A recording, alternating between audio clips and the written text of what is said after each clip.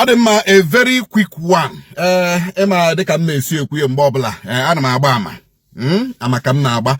And the Chukwu okike abịa ma onye dunyere m ọrụ a na-ekpughere m ihe na-ezi m ozi tupu ihe a na-eme.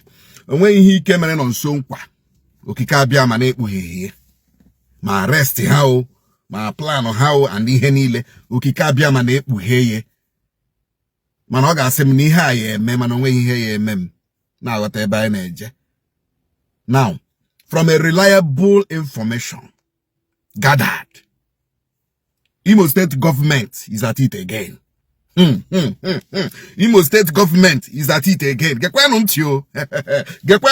State government is at it again. Now, Nonsonkwa is against the invasion of the Fulanis in our farmlands in Imo State and of course Ala Igbo.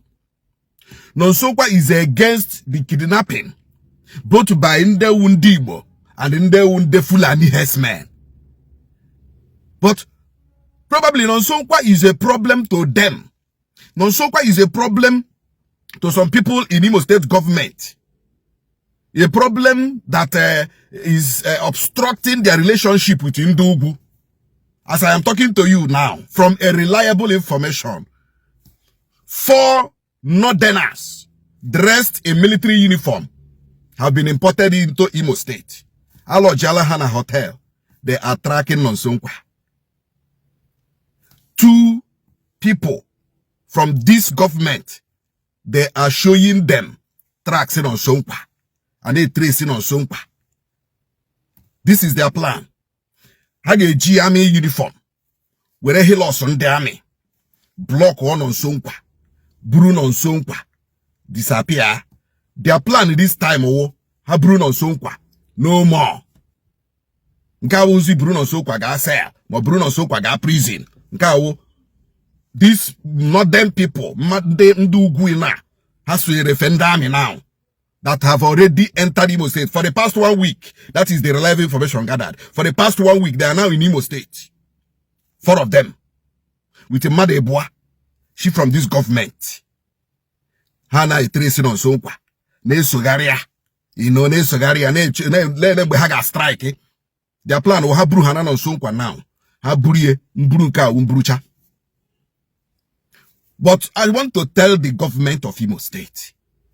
Nwi kuku. Ade jide yanaka. Ihuna nwi kuku. Ihuna nwi kuku. Ade jide yanaka. I have always told this government, go and ask questions. Before give one mado, go and ask. Obra baraki lefe joa baraga jojo.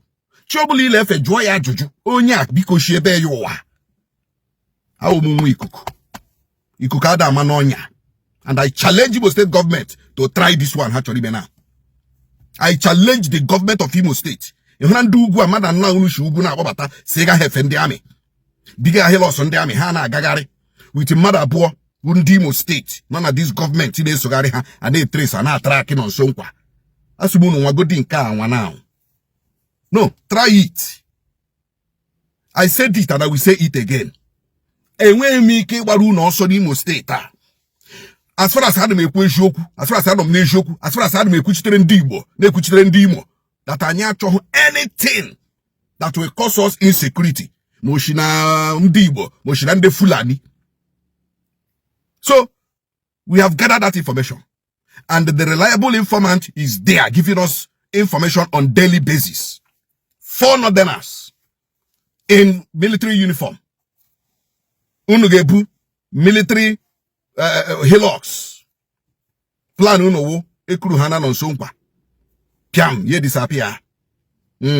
No more police, no more court, no more prison. Then una bia gawa through phone Nonsonkwa. Nde okporo, una bia nwuru ha, police abia mewe arrest, mewe question, piam ya da ka oku. But I will tell you, and I will challenge you. Okwa plan ahụ, carry her out. I challenge you, government of Imo State, within the northern Asun defend army, to come to Imo State and be tracking Nonsonkwa. I challenge you to carry it out. Unu government, carry it out. Kamaraza ma government na chokika bia mankeki be. Go and ask questions. Before give some mother, I am not jojo. Before you woman jojo. Because Anamasi, stop giving these Fulani Herdsmen this authority you are giving them in Imo State here. They have overwhelmed the state. They have surrounded the state. Imo Hanyin and the Fulani Julia.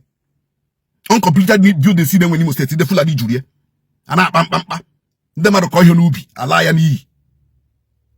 Them are the Giletolo Haroga, no, with the West, anywhere. Ekruha, now 10 million. Now 5 million. Now 20 million. Ebunda Gebu, Gurum Urobi, Morgan harvesting. Because the Sokwa is saying it. She's here outside. She's Ugu. Otazia, Nde Fulani, Ndugu, Uno Sire Fendame. Agi Jado Bokroso non Sonkwa. Burie.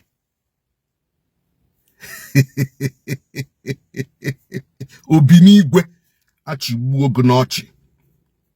Imo State government. Obinigwe. Achibuo Lunu Nochi. Manunu Shinu government. Try ania.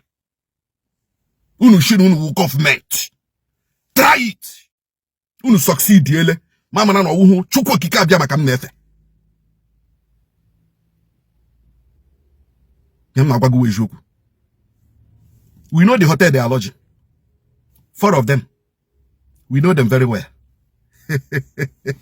Ke emanka ozo. O ka mme ka ndi Igbo mara adi ama ihe o gwara o. Ndewonu.